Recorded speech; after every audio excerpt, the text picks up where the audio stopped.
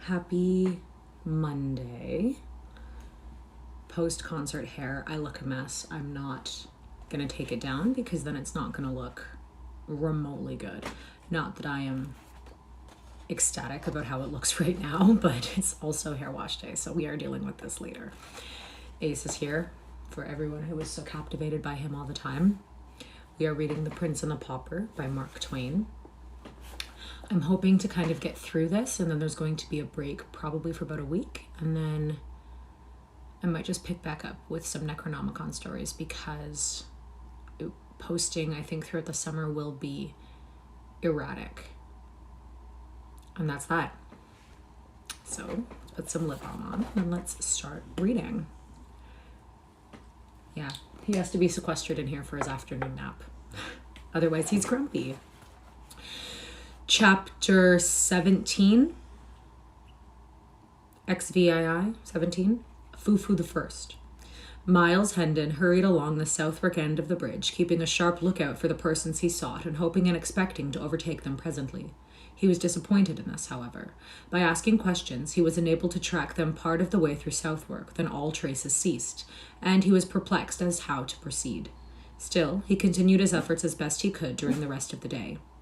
Nightfall found him leg-weary, half-famished, and his desire as far from accomplishment as ever. So he supped at the Tabard Inn and went to bed, resolved to make an early start in the morning and give the town an exhaustive search.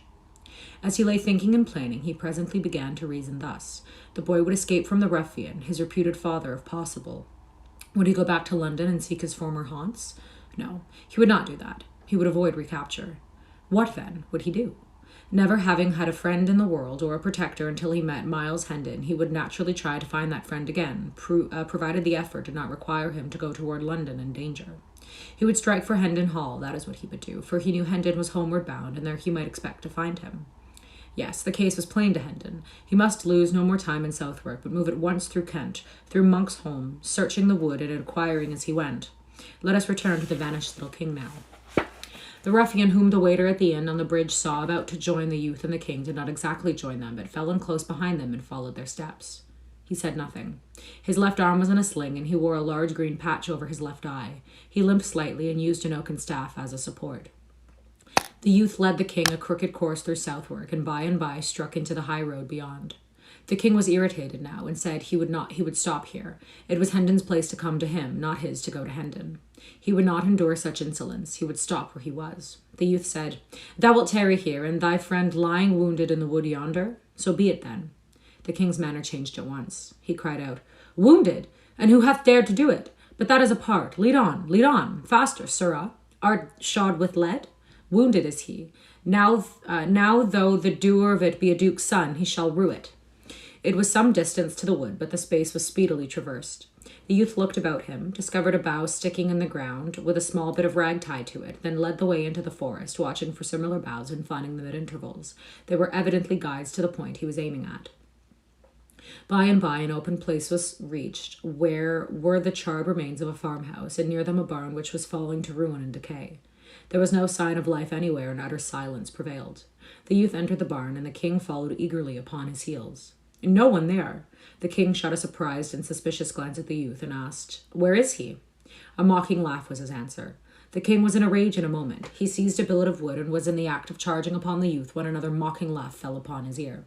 It was from the lame ruffian who had been following at a distance. The king turned and said angrily, "Who art thou? What is thy business here?" "Leave thy foolery," said the man, "and quiet thyself. Thy disguise is none so good that thou canst pretend thou knowest not thy father through it." "Thou art not my father. I know thee not. I am the king. If thou hast hid my servant, find him for me, or thou shalt sup sorrow for what thou hast done." John Canty replied in a stern and measured voice, "It is plain thou art mad, and I am loath to punish thee, but if thou provoke me, I must. Thy prating doth no harm here, where there are no ears that need to mind thy follies. Yet it is well to practice thy tongue to wary speech, that it may do no hurt when our quarters change. I have done a murder and may not tarry at home. Neither shalt thou, seeing I need thy service. My name is changed for wise reasons. It is Hobbs, John Hobbs. Thine is Jack. Charge thy memory accordingly. Now then, speak. Where is thy mother? Where are thy sisters? They came not to the place appointed. Knowest thou whither they went?" The king answered sullenly, Trouble me not with these riddles. My mother is dead. My sisters are in the palace." The youth nearby burst in a derisive laugh, and the king would have assaulted him, but Canty, or Hobbs, as he now called himself, prevented him, and said, "Peace, Hugo, vex him not. His mind is astray, and thy ways fret him. Sit thee down, Jack, and quiet thyself. Thou shalt have a morsel to eat anon." Hobbs and Hugo fell to talking together in low voices, and the king removed himself as far as he could from their disagreeable company. He withdrew into the twilight of the further end of the barn, where he found the earthen floor bedded a foot deep with straw. He laid down here, drew straw over himself in lieu of blankets, and was soon absorbed in thinking. He had many griefs, but the minor ones were swept almost into forgetfulness by the supreme one, the loss of his father. To the rest of the world, the name of Henry VIII brought a shiver, and suggested an ogre whose nostrils breathed destruction, and whose hand dealt scourgings and death. But to this boy, the name brought only sensations of pleasure. The figure it invoked wore a countenance that was all gentleness and affection. He called to mind a long succession of loving passages between his father and himself, and dwelt fondly upon them, his unstinted tears attesting how deep and real was the grief that possessed his heart. As the afternoon wasted away, the lad, wearied with his troubles, sank gradually into a tranquil and healing slumber. "Hi. I'm glad you're here." After a considerable time, he could not tell how long, his senses struggled to a half-consciousness, and as he lay with closed eyes, vaguely wondering where he was and what had been happening, he noted a murmurous sound, the sullen beating of rain upon the roof. A snug sense of comfort stole over him, which was rudely broken the next moment by a chorus of piping cackles and coarse laughter. It startled him disagreeably, and he unmuffled his head to see whence this interruption proceeded. A grim and unsightly picture met his eye.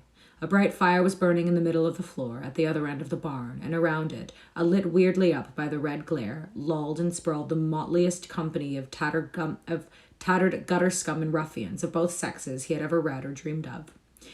There were huge, stalwart men, brown with exposure, long-haired and clothed in fantastic rags. There were middle-sized youths of truculent countenance and similarly clad. There were blind mendicants with patched or bandaged eyes, crippled ones with wooden legs and crutches, diseased ones with running sores peeping from ineffectual wrappings. There was a villain-looking peddler with his pack, a knife-grinder, a tinker, and a barber-surgeon with the implements of their trades.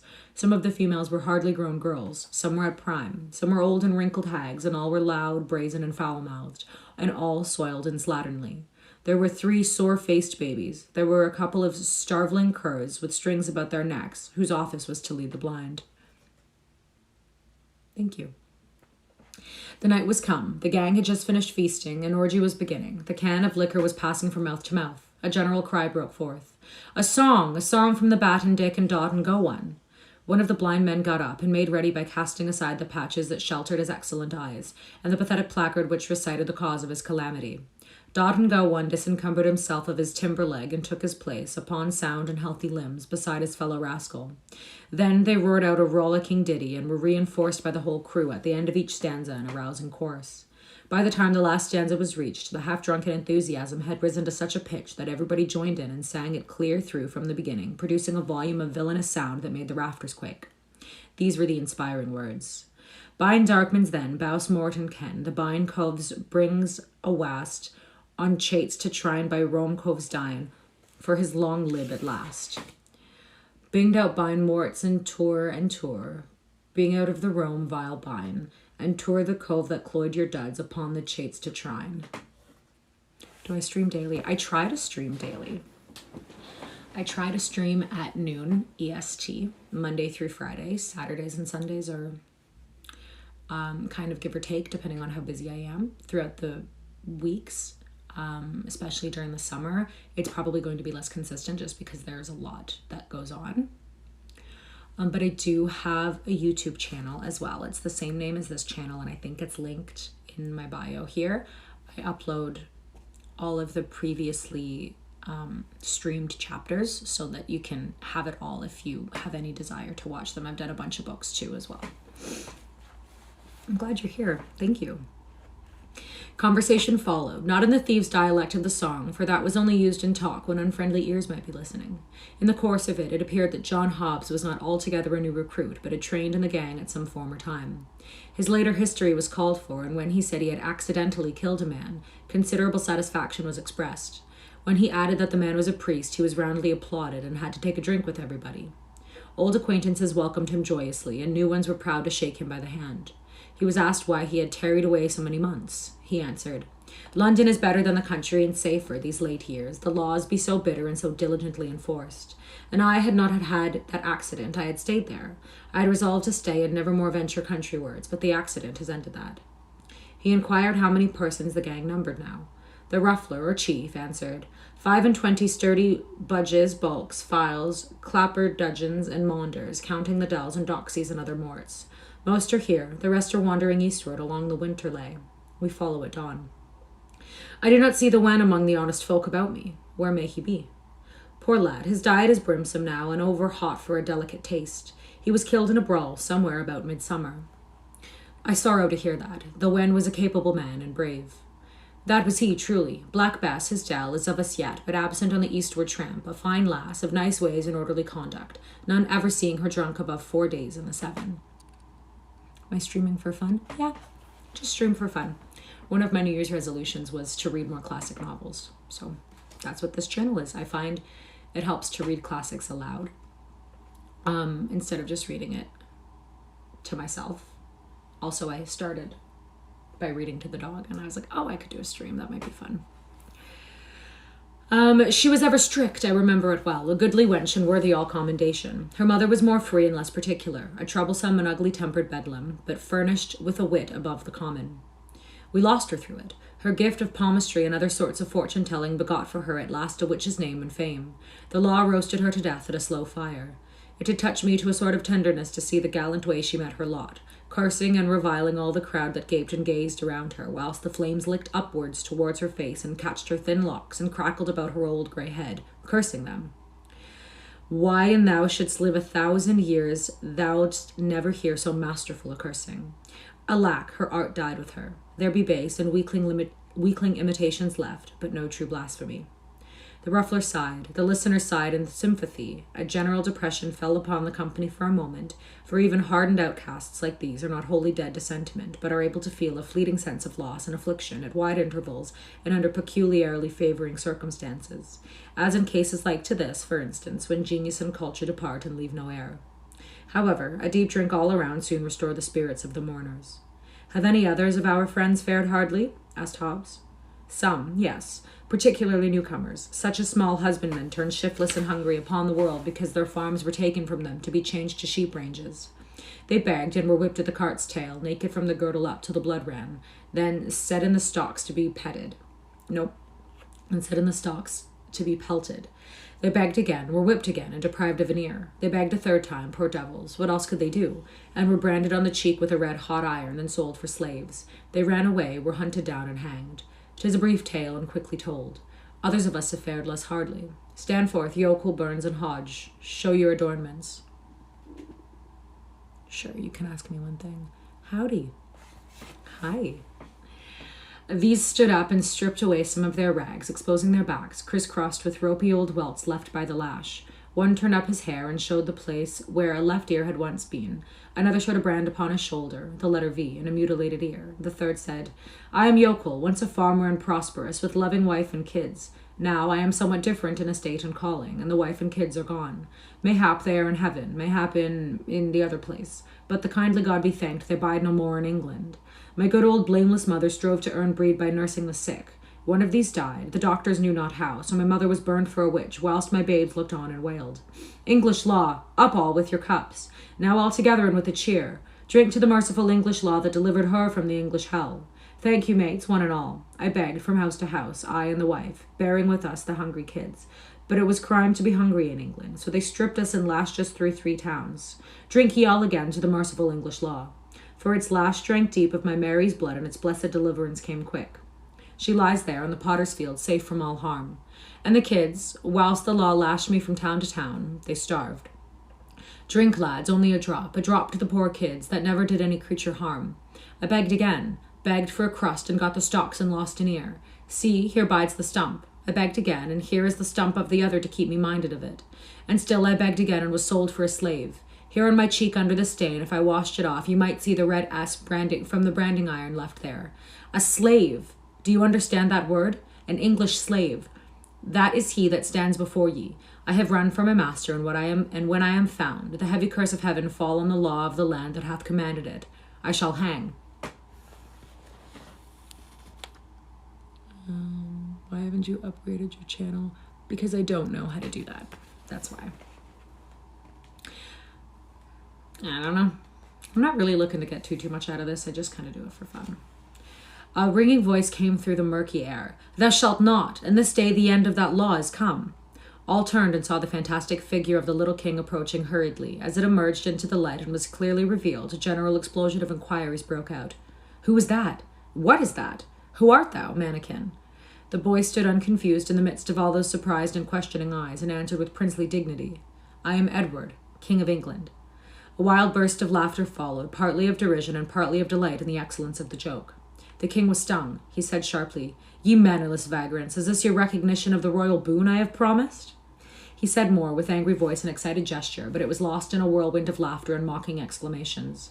John Hobbs made several attempts to make himself heard above the din, and at last succeeded, saying, Mates, he is my son, a dreamer, a fool, and stark mad. Mind him not. He thinketh he is the king. I am the king, said Edward, turning to him, as thou shalt know to thy cost in good time. Thou hast confessed a murder. Thou shalt swing for it. Thou wilt betray me? Thou? And I get my hands upon thee. Tut, tut, said the burly ruffler, interposing in time to save the king and emphasizing this service by knocking Hobbs down with his fist. Hast respect for neither kings nor rufflers, and thou insult my presence so again, I'll hang thee up myself. Then he said to his majesty, Thou must make no threats against thy mates, lad, and thou must guard thy tongue from saying evil of them elsewhere. Be king, if it please thy mad humour, but be not harmful in it. Sink the title thou hast uttered. 'Tis treason. We be bad men in some few trifling ways, but none among us is so base as to be traitor to his king. We be loving and loyal hearts in that regard. Note if I speak truth. Now, altogether, long live Edward, King of England. Long live Edward, King of England, a chorus round about. The response came with such a thundergust from the motley crew that the crazy building vibrated to the sound. The little king's face lighted with pleasure for an instant, and he slightly inclined his head and said with grave simplicity, I thank you, my good people. This unexpected result threw the company into convulsions of merriment. When something like quiet was presently come again, the ruffler said, firmly but with an accent of good nature, Drop it, boy, 'tis not wise, nor well. Humour thy fancy if thou must, but choose some other title. A tinker shrieked out a suggestion. A Foo-Foo the First, King of the Mooncalves. The title took at once. Every throat responded, and a roaring shout went up of, Long live Foo-Foo the First, King of the Mooncalves, followed by hootings, catcalls, and peals of laughter. Hail him forth and crown him, robe him, sceptre him, throne him. These and 20 other cries broke out at once, and almost before the poor little victim could draw a breath, he was crowned with a tin basin, robed in a tattered blanket, throned upon an iron barrel, and sceptred with the tinker's soldering iron. They all flung themselves upon their knees about him, and sent up a chorus of ironical wailings and mocking supplications, whilst they swabbed their eyes with their soiled and ragged sleeves and aprons. Be gracious to us, O sweet king. Trample not upon thy beseeching worms, O noble majesty. Pity thy slaves and comfort them with a royal kick.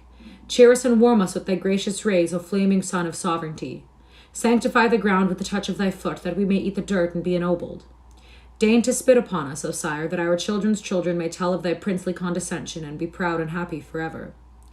But the humorous tinker made the hit of the evening and carried off the humours.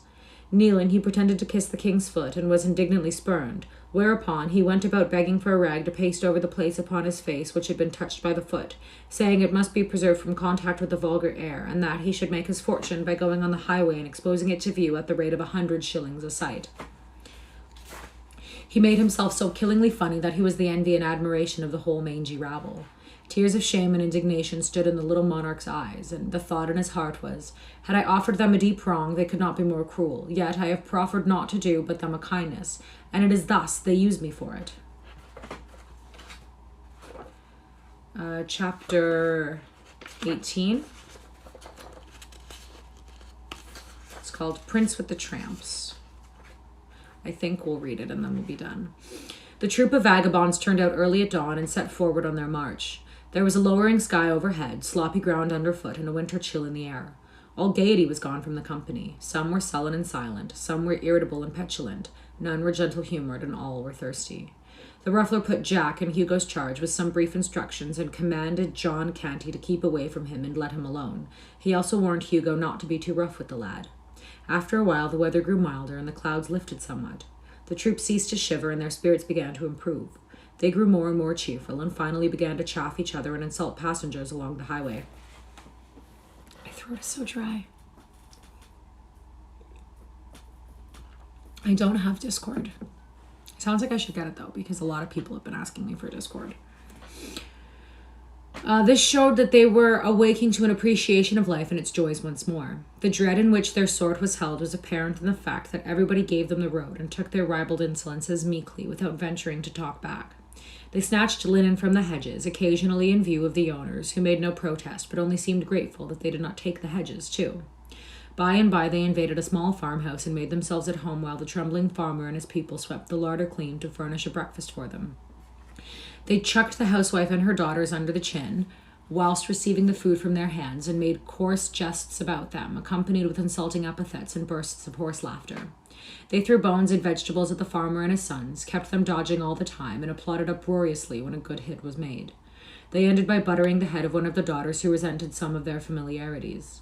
When they took their leave, they threatened to come back and burn the house over the heads of the family if any report of their doing got to the ears of the authorities. About noon, after a long and weary tramp, the gang came to a halt behind a hedge on the outskirts of a considerable village. An hour was allowed for rest, then the crew scattered themselves abroad to enter the village at different points to ply their various trades. Jack was sent with Hugo. They wandered hither and thither for some time, Hugo watching for opportunities to do a stroke of business, but finding none, so he finally said, "I see naught to steal, it is a paltry place, wherefore we will beg." "We, forsooth, follow thy trade, it befits thee, but I will not beg." "Thou wilt not beg?" exclaimed Hugo, eyeing the king with surprise. "Prithee, since when hast thou reformed?"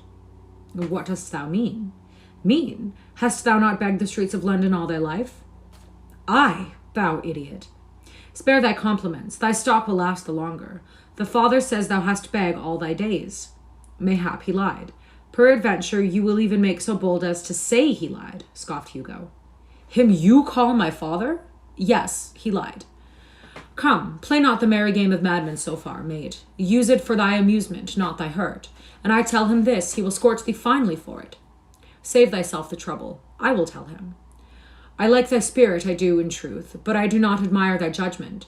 Bone-rackings and bastings be plenty enow in this life without going out of one's way to invite them. But a truce to these matters. I believe your father. I doubt not he can lie. I doubt not he doth lie upon occasion, for the best of us do that, but there is no occasion here. A wise man does not waste so good a commodity as lying for naught. But come, sith it is thy humour to give over begging, wherewithal shall we busy ourselves? With robbing kitchens?" The king said impatiently, "Have done with this folly, you weary me." Hugo replied with temper, "Now hark ye, mate, you will not beg, you will not rob, so be it. But I will tell you what you will do. You will play decoy whilst I beg. Refuse and you think you may venture." The king was about to reply contemptuously when Hugo said, interrupting, "Peace, here comes one with a kindly face. Excuse me, I'm hungry. Now will I fall down in a fit. When the stranger runs to me, set you up a wail and fall upon your knees, seeming to weep. Then cry out as all the devils of misery were in your belly, and say, 'O sir, it is my poor afflicted brother, and we be friendless. O God's name cast through your merciful eyes one pitiful look upon a sick, forsaken, and most miserable wretch. Bestow one little penny out of thy riches upon one smitten of God and ready to perish. And mind you, keep on wailing, and abate not till we bilk him of his penny, else you shall rue it.'" Then immediately Hugo began to moan and groan and roll his eyes and reel and totter about, and when the stranger was close at hand, down he sprawled before him with a shriek and began to writhe and wallow in the dirt in seeming agony. Oh dear, cried the benevolent stranger. "Oh, poor soul, how doth he suffer? There, let me help thee up. O noble sir, forbear, and God love you for a princely gentleman, but it giveth me cruel pain to touch me when I am taken so. My brother there will tell your worship how I am racked with anguish when these fits be upon me. A penny, dear sir, a penny to buy a little food, then leave me to my sorrows." "A penny? Thou shalt have 3, thou hapless creature." And he fumbled at his pocket with nervous haste and got them out. "There, poor lad, take them and most welcome. Now come hither, my boy, and help me carry thy stricken brother to yon house where—" "I am not his brother," said the king, interrupting. "What? Not his brother?" "Oh, hear him," groaned Hugo, then privately ground his teeth. "He denies his own brother, and he with one foot in the grave. Boy, thou art indeed hard of heart if this is thy brother. For shame, and he scarce able to move hand or foot. If he is not thy brother, who is he then?" "A beggar and a thief. He has got your money and has picked your pocket likewise, and thou wouldst do a healing miracle, lay thy staff over his shoulders, and trust Providence for the rest. But Hugo did not tarry for the miracle. In a moment he was up and off like the wind, the gentleman following after and raising the hue and cry lustily as he went. The king, breathing deep gratitude to heaven for his own release, fled in the opposite direction and did not slacken his pace until he was out of harm's reach. He took the first road that offered and soon put the village behind him. He hurried along as briskly as he could during several hours, keeping a nervous watch over his shoulder for pursuit. But his fears left him at last, and a grateful sense of security took their place. He recognized now that he was hungry and also very tired. So he halted at a farmhouse, and when he was about to speak, he was cut short and driven rudely away. His clothes were against him. He wandered on, wounded and indignant, and was resolved to put himself in the way of like treatment no more. But hunger is pride's master, so, as the evening drew near, he made an attempt at another farmhouse. But here he fared worse than before, for he was called hard names and was promised arrest as a vagrant, except he moved on promptly. Oh, my back. The night came on, chilly and overcast, and still the footsore monarch labored slowly on. He was obliged to keep moving, for every time he sat down to rest, he was soon penetrated to the bone with cold. All his sensations and experiences, as he moved through the solemn gloom and the empty vastness of the night, were new and strange to him. At intervals he heard voices approach, pass by, and fade into silence, and as he saw nothing more but the bodies they belonged to than a sort of formless drifting blur, there was something spectral and uncanny about it all that made him shudder. Occasionally he caught the twinkle of a light, always far, far away, apparently, almost in another world. If he heard the tinkle of a sheep's bell, it was vague, distant, and indistinct. The muffled lowing of the herds floated to him on the night wind in vanishing cadences, a mournful sound. Now and then came the complaining howl of a dog over viewless expanses of field and forest. All sounds were remote. They made the little king feel that all life and activity were far removed from him, and that he stood solitary, companionless, in the center of a measureless solitude. He stumbled along through the gruesome fascinations of this new experience, startled occasionally by the soft rustling of the dry leaves overhead, so like human whispers they seemed to sound, and by he came suddenly upon the freckled light of a tin lantern near at hand. He stepped back into the shadows and waited.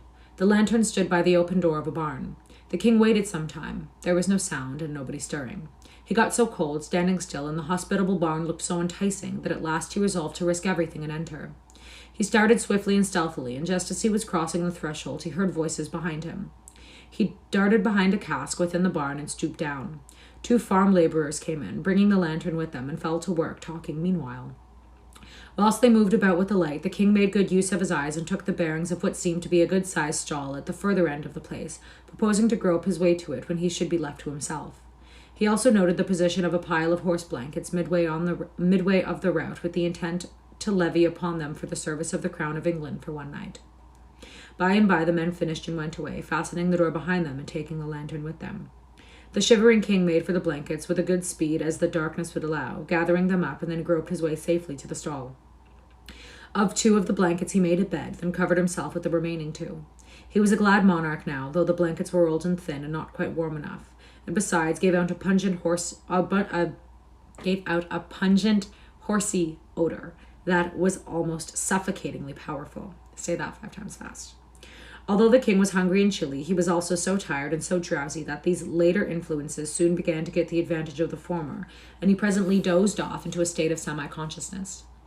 Then, just as he was on the point of losing himself wholly, he distinctly felt something touch him. He was brought awake in a moment and gasping for breath.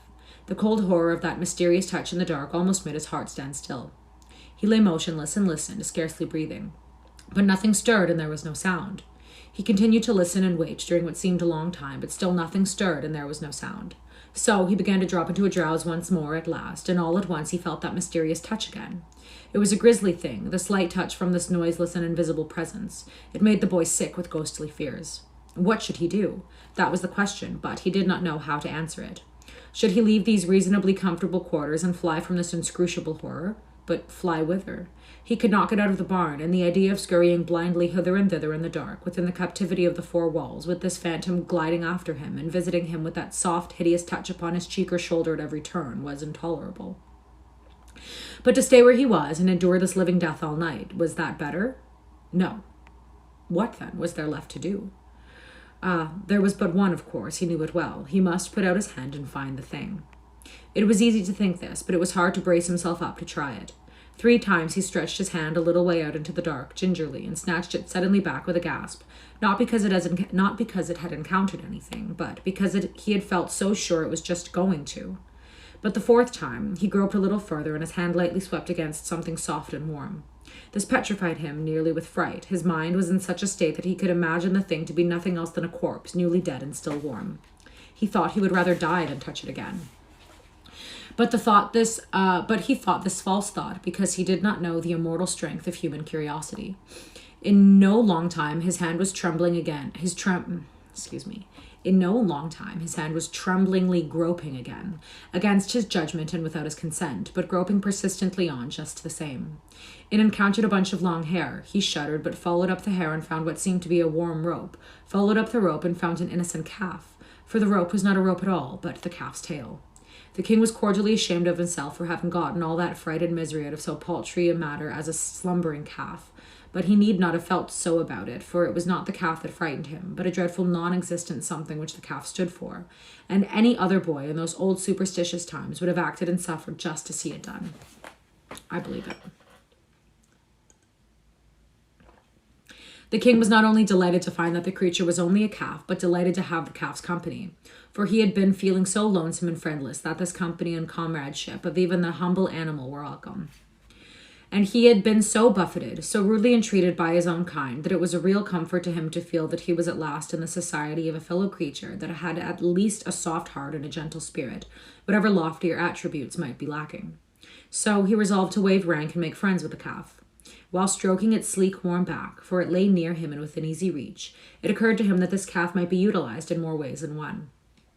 Whereupon he rearranged his bed, spreading it down close to the calf. Then he cuddled himself up the calf's back, drew the covers up over himself and his friend, and in a minute or 2 was as warm and comfortable as he had ever been in the downy couches of the regal palace of Westminster.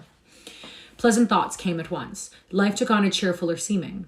He was free of the bonds of servitude and crime, free of the companionship of base and brutal outlaws. He was warm, he was sheltered. In a word, he was happy. The night wind was rising. It swept by in fitful gusts that made the old barn quake and rattle. Then its forces died down at intervals and went moaning and wailing around corners and projections. But it was all music to the king, now that he was snug and comfortable. Let it blow and rage, let it batter and bang, let it moan and wail. He minded it not, he only enjoyed it. He merely snuggled the closer to his friend in a luxury of warm contentment and drifted blissfully out of consciousness into a deep and dreamless sleep that was full of serenity and peace.